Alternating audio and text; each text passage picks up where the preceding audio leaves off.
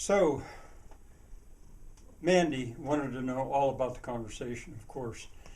And Violet, she said, where to begin? Because it had been a long conversation. Most of it had not actually been with the doctor.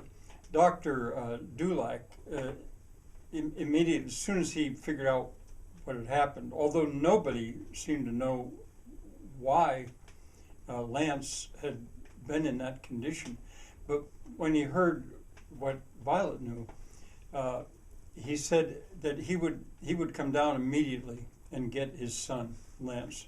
He figured he could get there maybe in 6 hours. But Violet said she wasn't sure that was maybe the best thing to do because she wasn't sure Lance could travel anyway. She thought the better thing to do would just be to let him in her care for a little while longer to make sure that he was okay. Now, when the doctor found out about Violet's past medical experience, he was somewhat relieved, and he explained that the fact that she had not done the 911 thing and got him to a hospital right away, that's actually what Lance would have preferred if he'd been able to make his choice, because they were a very religious family, very Catholic, and they believed that God would take care of them, and Lance was especially religious that way, more so even than his father, and he really wanted things to be left in God's hands.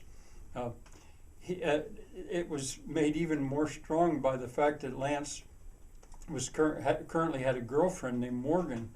Well, you wouldn't need to know that, but that she was raised as a Christian Scientist and was currently attending a local church that was a Mennonite church. All these things put together, the last thing Lance would have wanted, if he could avoid it, was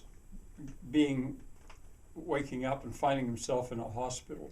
So as a matter of fact, Dr. Dulac said, it kind of proves from our point of view that you're part of God's plan. So what to do? Well, he said, would you, if you're willing to, care for him at least for another day and call me, give me updates at least daily. Let me know how he's doing. Doesn't sound to me as if he's going to recover right away. I'll happily pay any costs that you have. And of course, Violet said that's unthinkable. I'd never accept money for this. So that was kind of agreed what was going to happen. Well, then what made it a long conversation? Oh, and he also agreed that what had happened with the knee, the leg that popped back into place, to him that also sounded like a dislocation and something that wouldn't heal immediately, but nothing as bad as a broken bone. And now Violet assured him that Lance was still not out of the woods here, but because she was watching him this whole time as Mandy was calming, cooling him down with the cloth during the whole conversation. But anyway, what made it long was because then Dr. Dulac's wife got on the phone.